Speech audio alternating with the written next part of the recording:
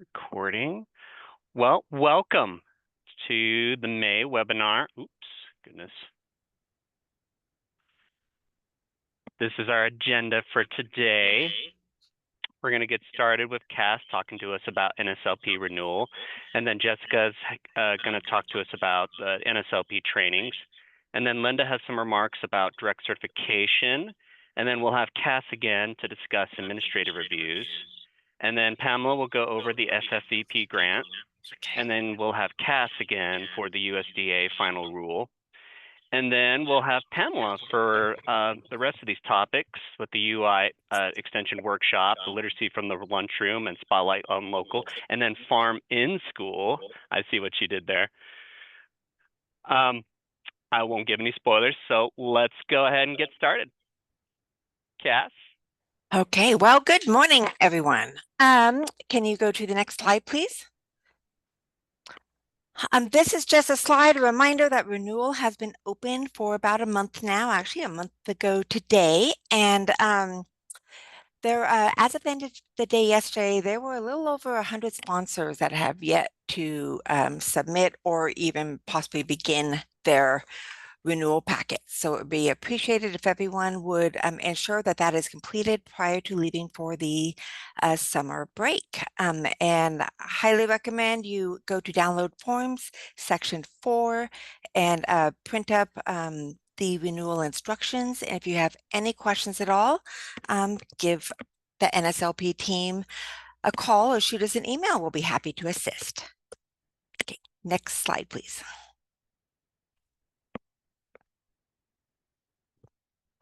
Also, this is just a reminder because this is something that we often see when we are conducting administrative reviews.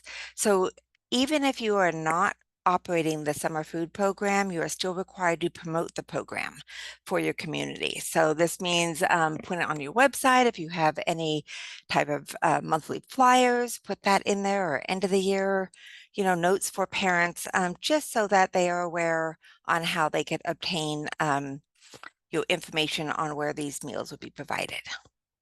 Okay, that's it for me there. Thanks, Cass. Uh-huh. All right, we'll have Jessica with the NSLP trainings. Jessica? Good morning, everyone. Next slide, please. These are the dates for the annual mandatory training. Please choose a date that is close to you, and you can go ahead and go on to the CNP training portal to register for the trainings. Next slide, please. And this is the date for the RCCI training that we will be having in Boise. Thanks, Jessica. All right, and then we'll have Lynda discuss direct certification. Lynda? Thank you, Alex. Just wanted to let everybody know direct certification is going really well. As of May 14th, we've matched 121,189 students. And to put that in perspective, last year we matched 61. So we're 60,000 more with direct cert and Medicaid.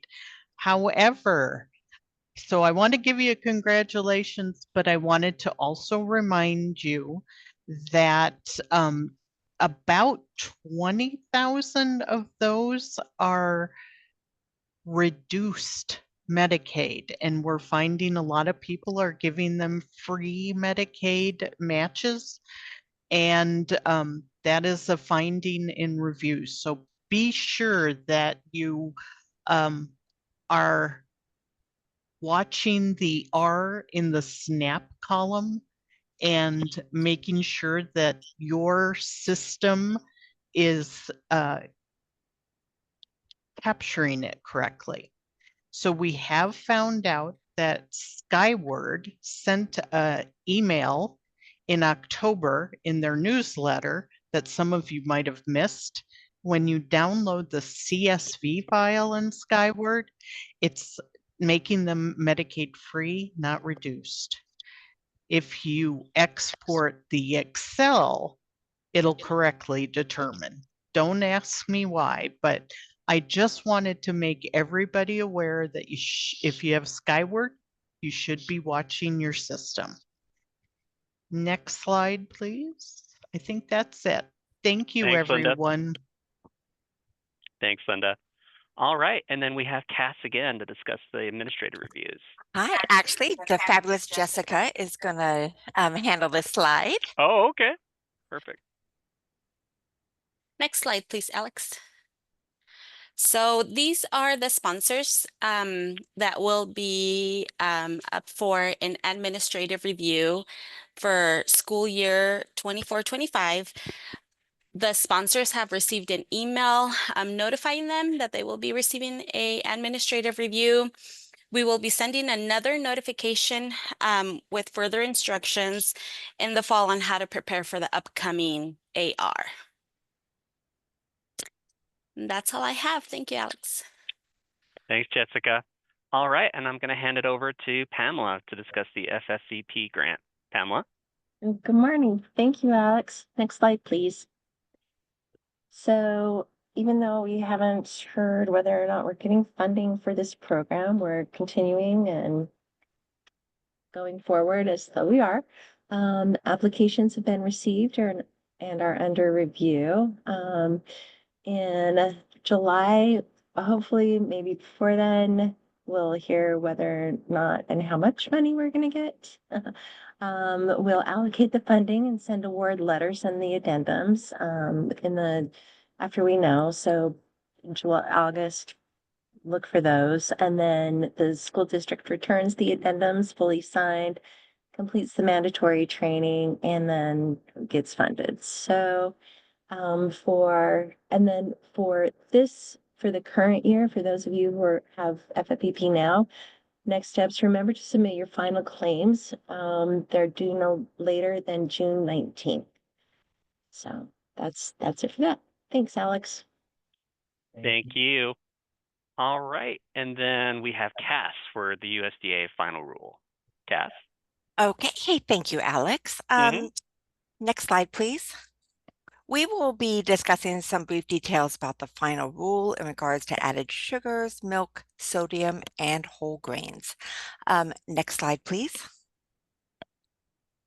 So basically, the effective July 1st, the change in added sugars is that the change is really in cereals, yogurt, and flavored milk. So we'll go over all three of those. So breakfast cereals can have no more than 6 grams of added sugars per dry ounce. Once again, this is effective in next school year, 25-26. And yogurts can contain no more than 12 grams of added sugars per 6 ounce. There will be a phase 2. We don't have to worry about that right now. However, it's good to keep in mind that a change will be coming in 2 years. So phase 2 will be implemented on July 1st, 2027, and this rule will establish a dietary specification limiting added sugars to less than 10% of calories across the week in both the breakfast and lunch programs. Next slide, please. So there's no changes in the standard or regarding milk, meaning 2 varieties of milk must still be offered and 1 must be unflavored. Where the change in sugars is that flavored milk must contain no more than 10 grams of added sugar per 8 fluid ounce. And once again, that's effective July 1st. Next slide, please. Okay, regarding sodium in the school lunch program. Until June 30th, 2027, basically we will maintain the current sodium limits for lunch, which are listed there in that center column. Please keep in mind that in school year 27-28, so that'll begin on July 1st of 2027, schools will implement an approximate 15% reduction for lunch from the current sodium limits. And this information is regarding the change in July 1st of 2027 is being shared just to allow you time to brainstorm on ways that you can gradually reduce sodium limits at breakfast and lunch, just to help you implement that by the deadline, which is still 2 years away, but we just want to keep that in mind. Okay, next slide, please. Okay, so in breakfast, we have the sodium limits that are listed there. So those will stay the same until June 30th, 2027. And beginning on July 1st, 2027, schools will implement an approximate 10% reduction for breakfast from the current sodium limit. So once again, that's 2 years away, up and coming, but just keep it in mind, so you could give yourself some ideas, or maybe do a little research on how that sodium can be reduced moving forward. Next slide, please. And for whole grains, at least 80% of whole grains offered in school lunch and breakfast programs must be whole grain rich, meaning that a product must contain at least 50% whole grains, and any grain ingredients that are not whole grain must be enriched. So if you have any questions on that, you could give the NSLP team a call or an email. And that's it for final rule updates. Oh, whoops, I was just kidding, apparently. Here is, if you want some more information, the next slide will have some links if you want to take a picture of the screen. But some other, 4 other items is that NSLP will align with the Actical Snack with CFP snack meal pattern requirements, where ASSP must contain 2 of the 5 components. And also another change coming up is that nuts and seeds can credit for the full meat alternate. And then also, this is something that can be done right now, but originally it was going to be started on July 1st, 2025, where RDs can now write medical statements. So, and also lastly, the Buy American, the non-domestic food purchases beginning July 1st will be capped at 10%. So I know that we've been working on preparing that over the last year. So, so just remember that's about to begin. And this is just a couple of websites regarding the final rule. If you want to take a picture of this to read further about it, feel free. There's just if you need some more information.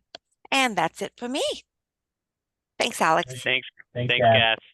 All right, I'll hand it back over to Pamela to talk about the U of I Extension Workshop. Pamela?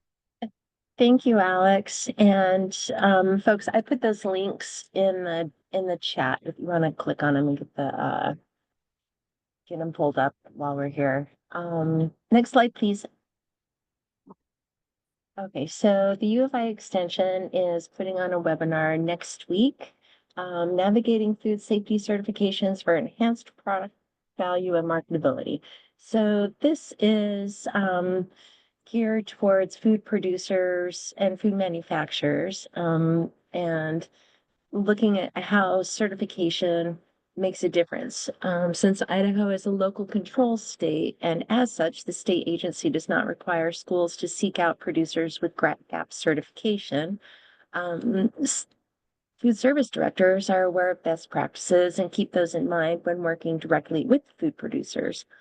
And while this workshop is geared towards farmers and food manufacturers, Heather Plain, Food Service Director Extraordinaire in Bonneville, will be covering the topic of what schools look for when purchasing local food from farmers. You can scan this QR code, or I'll put the link in the chat. You can open it there. And again, that's next Wednesday. So there you go. Okay, next slide, please. Literacy from the lunchroom. Yay. Next slide, please. So these 2 books, How Are You Peeling and The Science Chef Travels Around the World, come highly recommended. The How Are You Peeling goes over feelings of amused, confused, frustrated, surprised. It's a book that asks all the right questions and leaves you feeling great no matter what the answers are. Who dreamed that produce could be so expressive, so charming, so lively, so funny? The authors and illustrators have created sweet and feisty little beings with feelings, passions, fears, and an emotional range that is, well, organic. Thanks, New York Times Book Review. And then The Science Chef Travels Around the World serves up a feast of fun with over 60 easy-to-do food experiments and recipes. You'll go to 14 fascinating countries and explore the science secrets of food. Why does orange soda fizz? Do vegetables really die when you pick them? What makes peanut butter smooth? You'll discover the scientific answers to these and dozens of other yummy mysteries. So these are, whether you're a beginner or an experienced cook, you can become an international science chef too. All experiments and recipes are kid tested. They include metric equivalents and require only common ingredients and kitchen utensils. So those are those two books. And then one more. Next slide, please. In the Three Sisters Garden. And Sister Corn, Sister Squash, and Sister Bean introduce children to gardening in 2 distinct year-long adventures. Explore the ancient wisdom of the land. Each is a unique journey through the 4 seasons, rich with earth-friendly gardening methods, history, and hands-on activity and stories. Next slide, please. Spotlight on local. Next slide. So a couple of farm to summer items happening. The first one is Pollinator Week, which is a celebration of the vital role that pollinators play in our ecosystems, economies, agriculture, and of course, cafeterias. The Pollinator Week, I'll put the link to this in the chat. There you go. June 16 through 22. So if you're doing summer food, you can, give a nod to pollinators. And then this farm to summer fact sheet is available from the USDA. It has, besides this fact sheet, there are many other resources available at the website that I just put in the chat. And then next slide, please. What's in season? Yay, so many things. We have a little asparagus left, flowers and plants, fresh herbs, greens, onions, potatoes, radishes, rhubarb.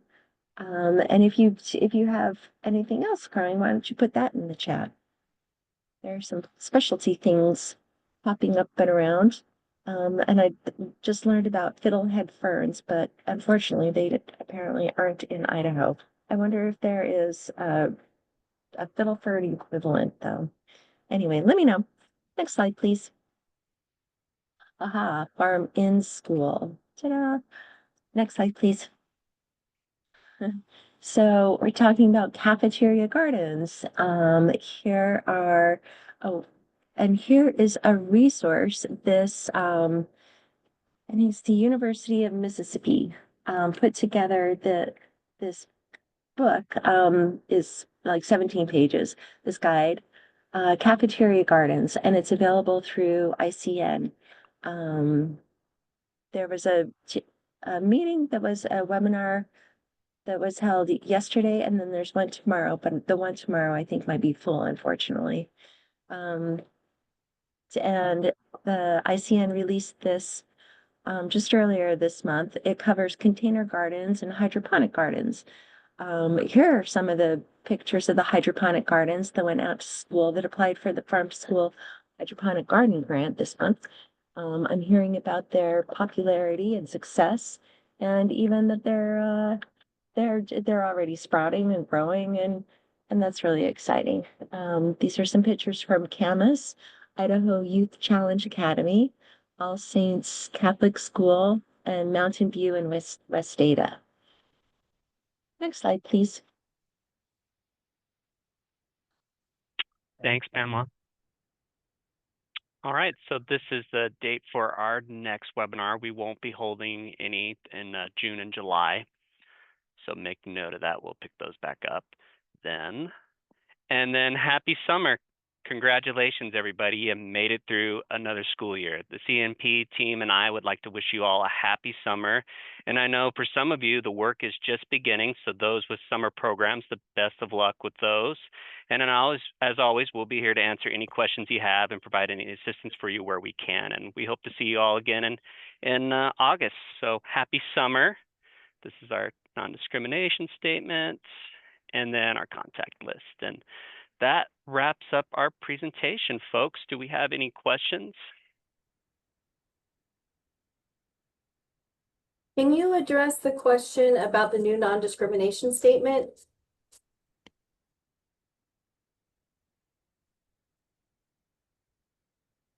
Want to take a crack at that, Lynda? Yeah, I'm going. Currently, go up one, Alex. Oop. Currently, that is the non-discrimination statement that USDA has told us to use. It is on, I believe the link is on our website. They do have new posters posted digitally on their website. We have no idea if this is the final one, because there are two that have been rolling around or being told.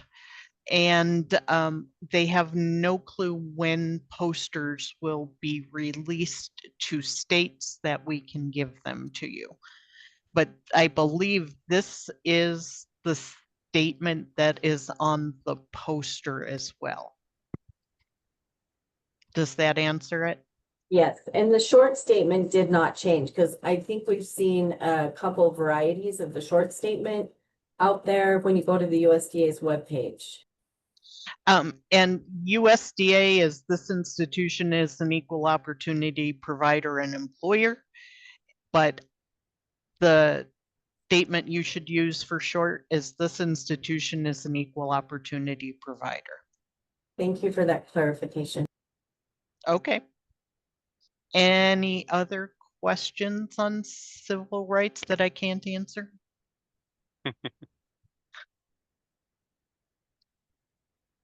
Well, thank you everybody for a wonderful school year. I do see one question that was asked regarding the application packets. So just to let you know, if you have any questions regarding your application packets, please contact Jessica or I. And actually, I really recommend that you contact just the NSLP team. And that way, if I'm out, Jessica will get it or vice versa. If you have any specific questions, just give us a jingle or shoot us an email. Thank you. And please know we appreciate all you guys do. So thank you.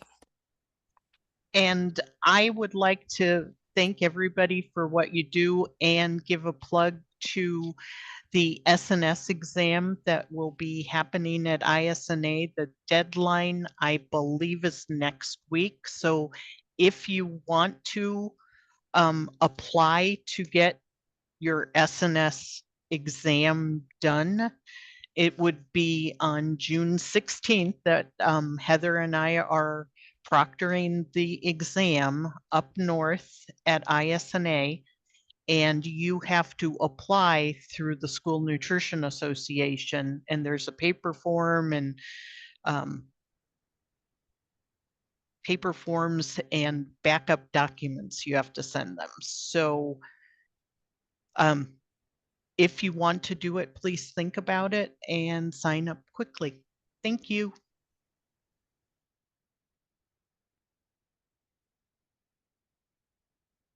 Well, all right. I think that wraps it up. Any more questions? Going once, going twice. Well, all right, folks. Thanks to you for attending.